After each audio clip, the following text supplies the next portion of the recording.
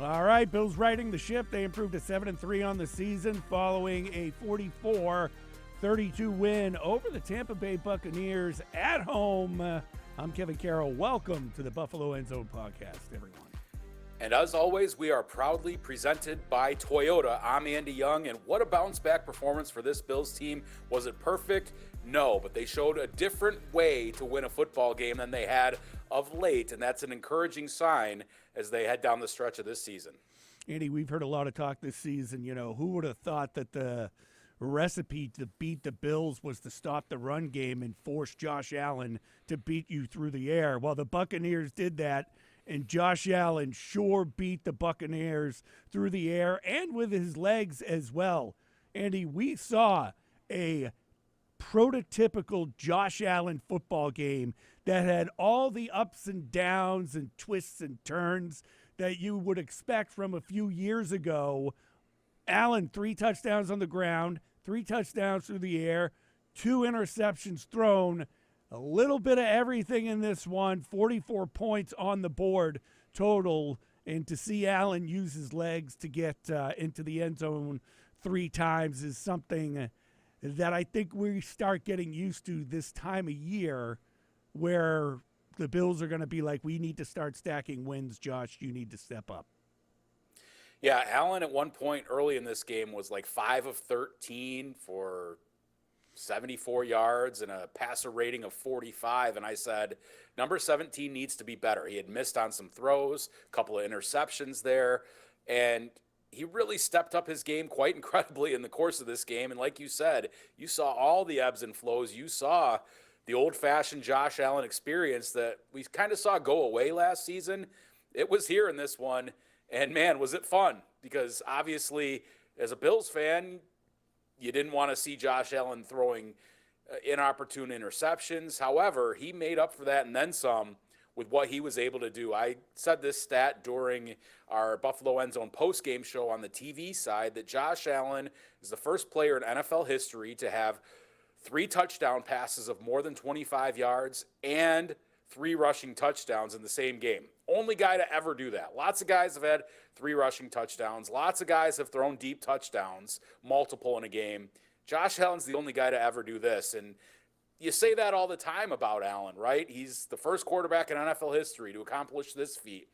By the by, he ties Peyton Manning and surpasses Peyton Manning for most total touchdowns by the age of 30 years old. Pretty cool, heady stuff there for Josh Allen. And I didn't think he was sharp early, but he did the things that he needed to do to unlock parts of this offense that we had not seen unleashed throughout the course of most of this season, Kevin.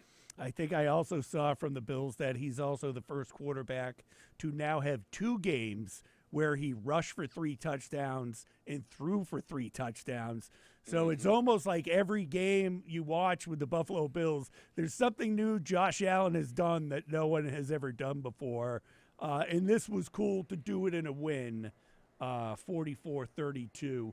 We mentioned the passing game, Andy, so before we dive into it, because it was a new-look wide receiver group, mainly because Keon Coleman was sat for this game. A lot of hubbub going on around the second-year wide receiver before the game even started. Yeah, Keon Coleman news kind of broke out. I think Cover One actually broke the story that Keon Coleman was going to be a healthy scratch for this one on Saturday. And then when we got the inactives, it was confirmed that Keon Coleman was indeed inactive. And then after the game, we talked with Coleman in the tunnel outside the locker room right after the game ended. And Coleman said, look, I was late to a meeting and I got to be better. But this is like at least the 3rd incident we know about where Coleman has had issues with timeliness, with maturity, all of those things, let alone the struggles that he's kind of had at times throughout the course of this season with production on the field. So obviously Coleman has got to get better at this stuff, right? Like if the Bills are going to count on this guy to be a core piece to what they want to do, well, you got to show up to team meetings on time. You got to do all those things, and then you got to be better on the field too. So, it is concerning that once again he's in a disciplinary issue. Also, hearing from veteran players like Deion Dawkins, he talked with him and said, "Look, it's time, Keon. You got to show up. You got to be better." And hopefully Keon catches the message from that and can figure things out because, you know, regardless of if he played or not in this game, he, as a second-round pick, a high second-round pick, they came into this season really counting on him. And short of a few flashes during this season, especially the Baltimore game, he did have a touchdown catch last week against Miami, but there were people questioning his effort and all of these things. And then when you combine that with, like, not showing up on time, it's a big issue for the Bills. Doesn't seem like that's a big ask right there. How do you think Coleman handled it with the post-game meeting with the media? I thought some tough questions were asked of him. But he went and talked to the media, and he took care of his business. I don't think he gave any big-time real answers. It's just doesn't seem that hard to be at a meeting on time if you're already supposed to be in the team's facility or whatever. I don't know.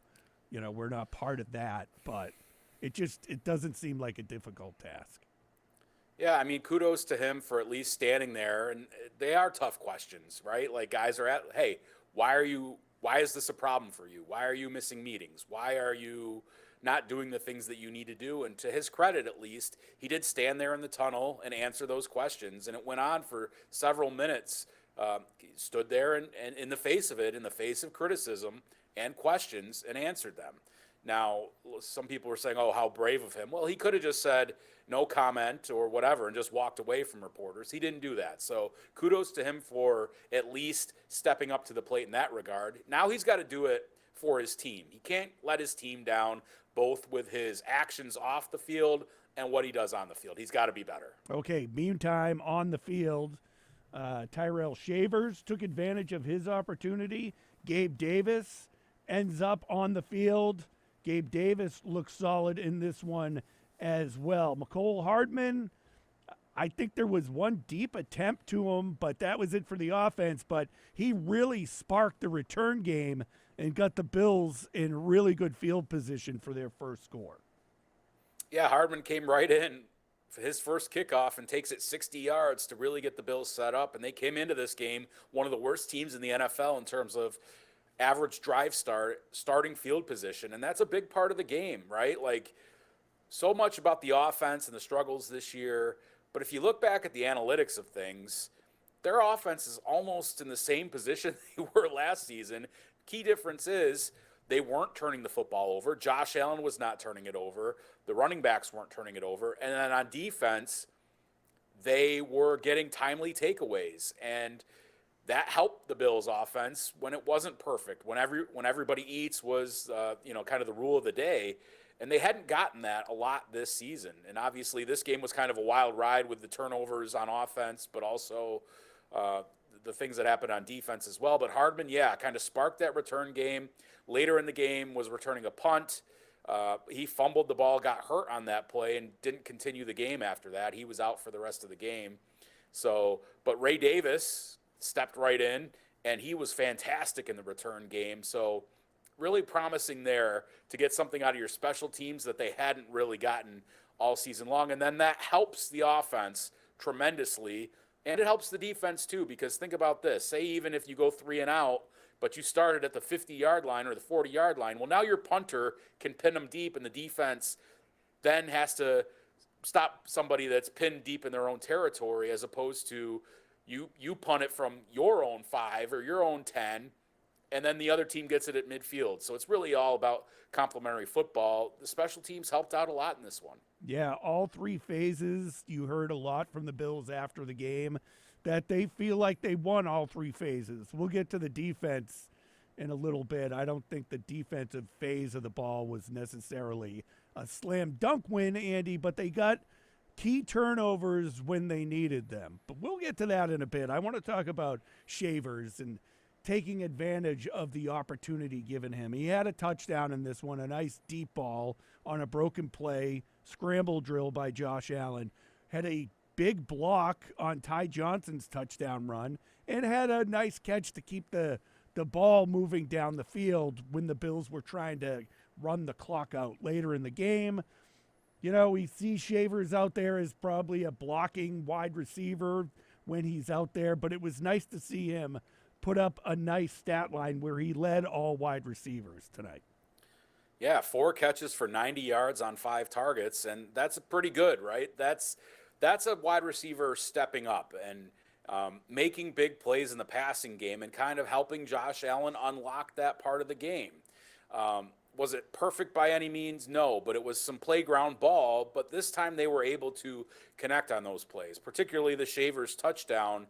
He ran just a little quick out to the left sideline, and then when he saw that Allen was still keeping the play alive, he immediately took off down the field. Buccaneers didn't cover him, and he was wide open for a big touchdown. And that's the kind of stuff you need to have happen, right? Like, so much of what Josh Allen does is off script. So when the Buccaneers bring pressure and he's got to run around and make plays, somebody's got to get open for him.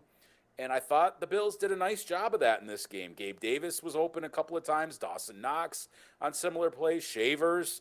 Lots of guys got involved. Palmer had a couple of catches. I thought he was going to start to have a good game, and then it kind of petered off a little bit. But, yeah, I mean, unleashing a little bit of that downfield passing attack, even if it's off schedule, was a promising development for the Bills in this game. I think one of my big takeaways from this, Andy, is in fact what we've been kind of complaining about throughout the season is that the wide receivers just aren't getting open. Sometimes it took a little bit of Josh Allen buying time, but in this game, we saw wide receivers getting open. We saw quick plays to beat the blitz. I know one to Gabe Davis on a quick slant. So this looked more like every other team in the NFL that has wide receivers who go out and catch balls downfield and keep drives moving, that we hadn't really seen that much over the span of, 4 games or so. Yeah, I mean, we'll have to see exactly what happens with Coleman if he gets back into the lineup. Elijah Moore was also inactive for this game.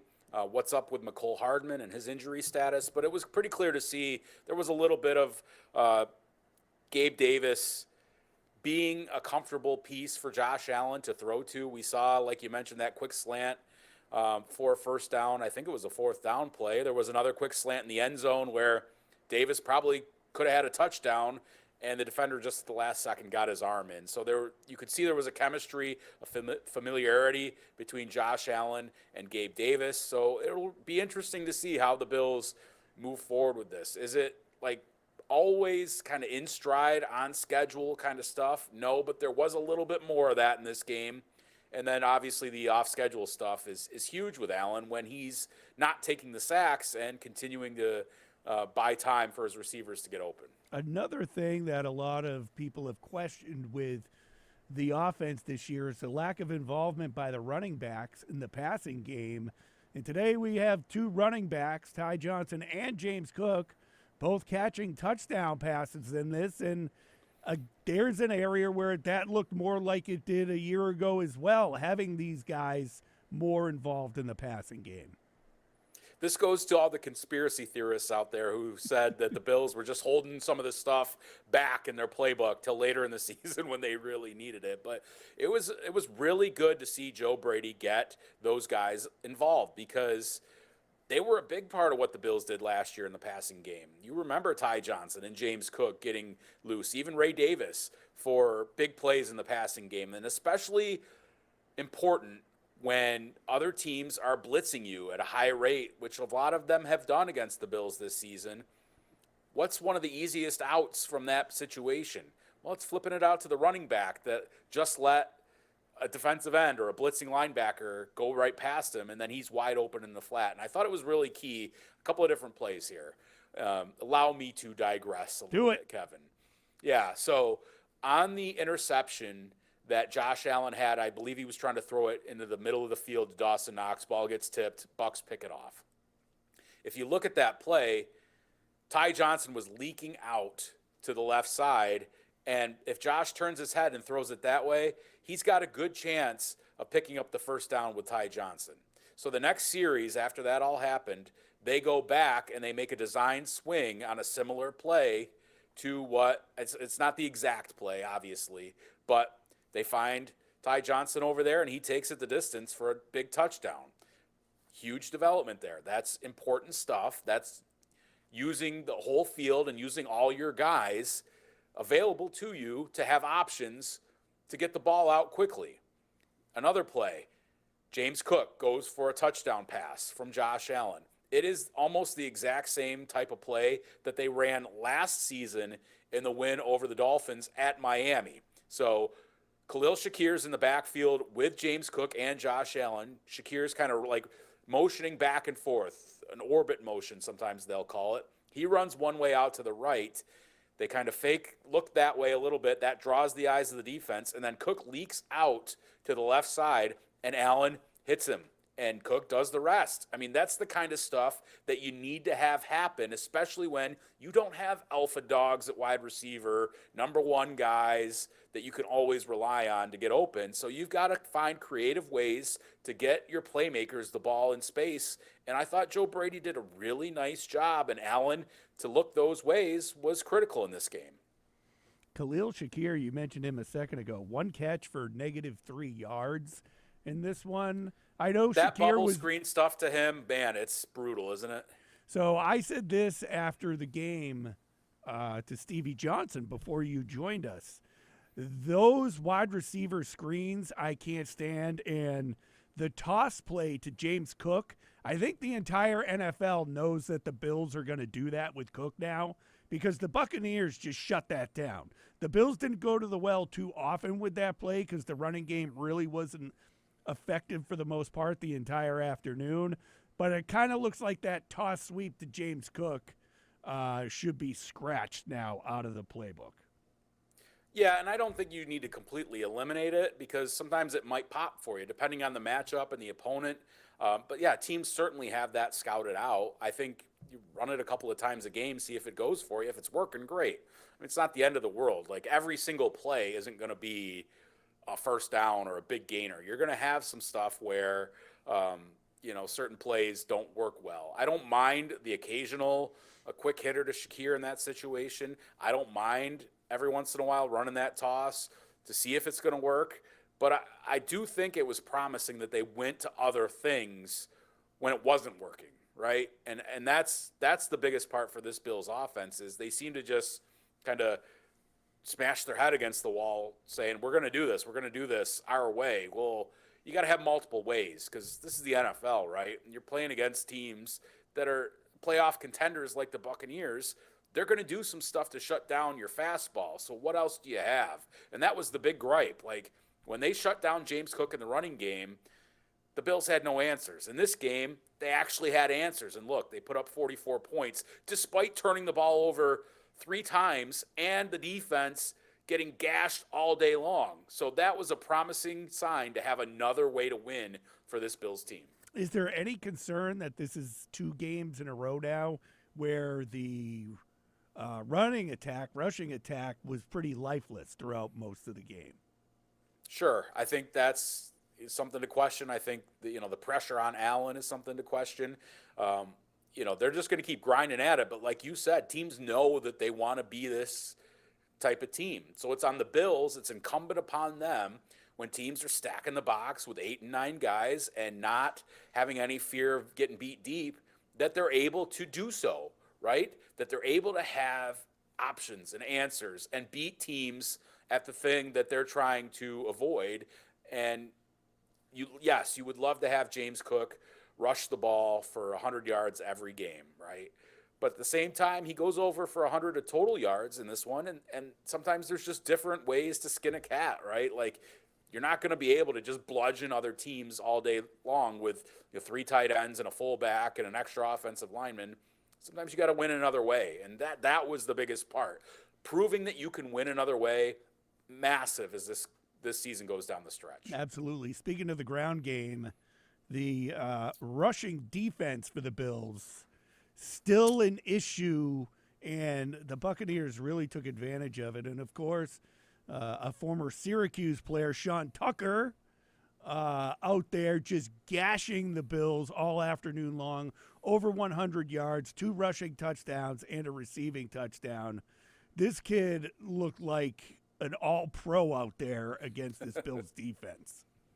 Yeah, I mean, that had to have been cool for Sean Tucker, who played his college ball in upstate New York, to come into Buffalo and have a hell of a day like he did. Uh, this is kind of who the Bills are. Like, I know it's maddening and infuriating, and it probably could come back to bite them at some point, but they're just not good at stopping the run. In some ways, the defense they play invites it. They're banged up across the defensive front. Don't want to make excuses, but it's just not all that surprising to me that teams run all over the field on them. They've been doing it really all season long, and they've honestly done it many different times through many different iterations of the Bills' defense in the Sean McDermott era. It just kind of is what it is. They've got to have the ability to overcome that because it's just going to happen. I mean, it just that's who they are.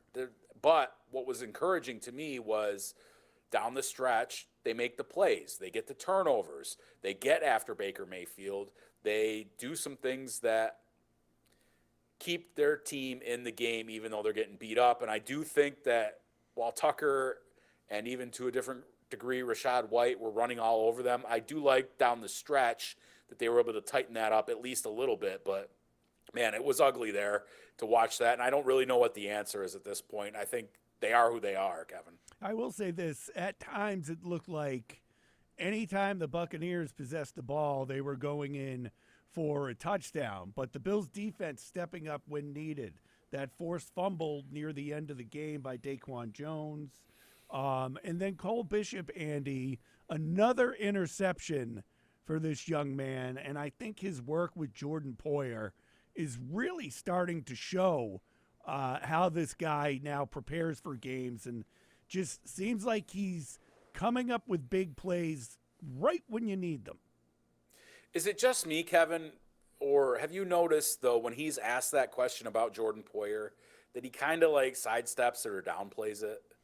Like, he doesn't directly say, like, Jordan Poyer has been amazing for me. He's showed me this, this, and this. Like, I think that he kind of just wants to say, like, look, I was beat up, banged up. My rookie season didn't get a whole lot of playing time. I was hurt again in training camp this year. Then my running mate, Taylor Rapp, goes down with an injury. And I've just been able to play and learn and come into my own that way. I think there's certainly some reverence to what Jordan Poyer has done. And I don't think it's any coincidence that that position has been stabilized with the two of them back there, also mixing in Jordan Hancock and, Cam Lewis and Jamarcus Ingram at times and dime defense. But it is funny that he kind of downplays it. Like, even when I did that one-on-one interview with him a couple of weeks ago, he kind of downplayed it there too a little bit. Like, he's like, yeah, Jordan's been great, but, this is really about me kind of learning my ropes and being out there more often. But he has been an absolute playmaker to me and like a really key part of this defense. Third interception of the season, back-to-back weeks now. And I think he's a player coming into his own, and it's really impressive given the amount of criticism that he received, and a lot of fans and observers thinking, man, is this guy ever going to get it? You think his closeness with Rapp I do. plays a little role in not wanting to give Jordan Poyer all the credit because of all the time and all the work the two of them did together during the offseason, staying in Buffalo to get on the same page in this? It wouldn't surprise me if there's part of him like, I would have got to this point with Rapp out there anyway. Yeah, I do think there's some of that because he and Taylor Rapp were really close. Like, in my one-on-one interview with him a couple of weeks ago, he said, like, T-Rapp's my guy. And it's unfortunate that Rapp is going to be out here the rest of the season having some surgery. But there is part of him that says, man, I wish my guy, right, was out there. Because if you don't, and I don't want to make too much out of this because I think he is grateful to have Jordan Poyer, and I think they're playing well together. And maybe some of this happens with Taylor Rapp out there too. But there is something to say that it has been stabilized, and might not be a coincidence that when Poyer's out there, it has gotten better from the safety perspective. Third and long still is an issue too for that defense. Baker Mayfield, Andy, in this one, with his back up against the wall, delivered a couple of nice balls throughout the afternoon to keep the chains moving for the Buccaneers. And like I said earlier, it looked like they could score at will at certain points during this game. But again, that being able to get off the field for the Bills defense still is a struggle. I mean, they did hold Tampa Bay to 9 of 16 on third down. So, like, it's better than a 50% clip. You'd like it to be lower than that. But they did make key plays when it mattered. Look, Baker's a good quarterback. They're missing a couple of guys. They didn't have their top running back, Bucky Irving. Chris Godwin's still not back yet in the lineup for this game. But I thought, Tez Johnson was good. I thought Cameron Johnson was good. I thought, they got the ball to Ibuka a couple of times. So, I mean, they're going to give up something to good teams. Like, that is what it is. Especially, we just know they're not a great defense, but they need to be an opportunistic defense. And I thought that they were able to do that. So, down the stretch of this season, it's going to matter in those big moments, right? If the Bills offense can get itself cooking again a little bit and look like it maybe did a little bit today, like you're going to be in most games. Then it just becomes, can you make the plays late? And they did that in this one.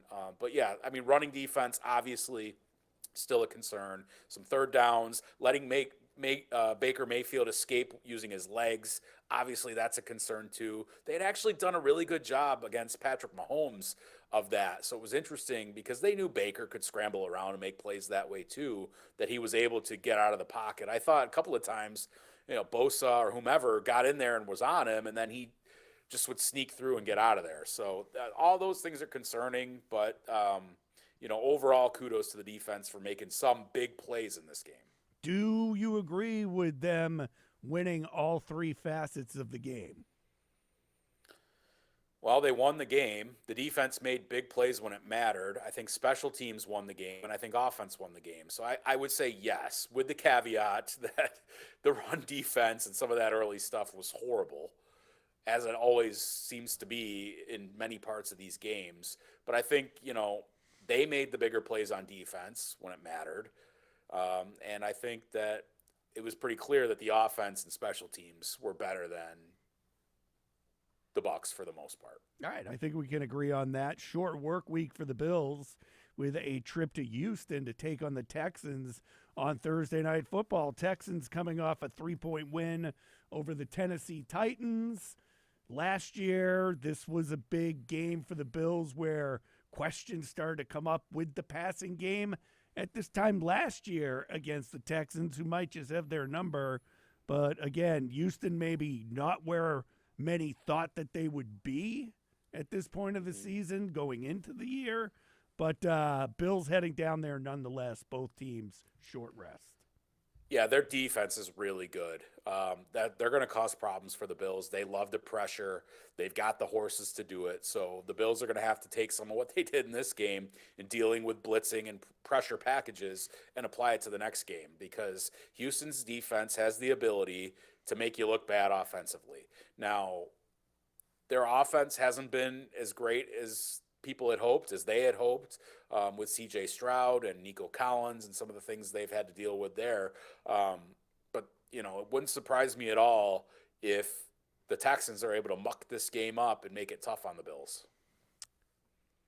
Can the Bills catch up to the Patriots atop the AFC East?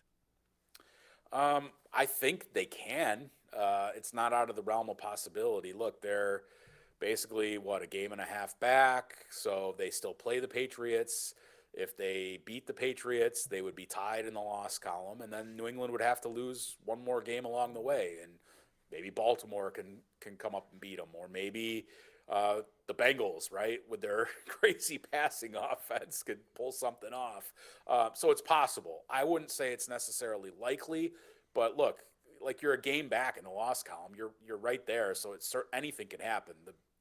But the Patriots look really good, because it also wouldn't surprise me to see the Patriots run the table, because they are really good, and it is what it is. Drake May's playing great. They got Travion Henderson rolling, and Vrabel's got that defense cooking. So it's possible. I don't know that it's likely, but hey, things happen in the NFL. We've seen the Bills come back from way back to win a division not too long ago.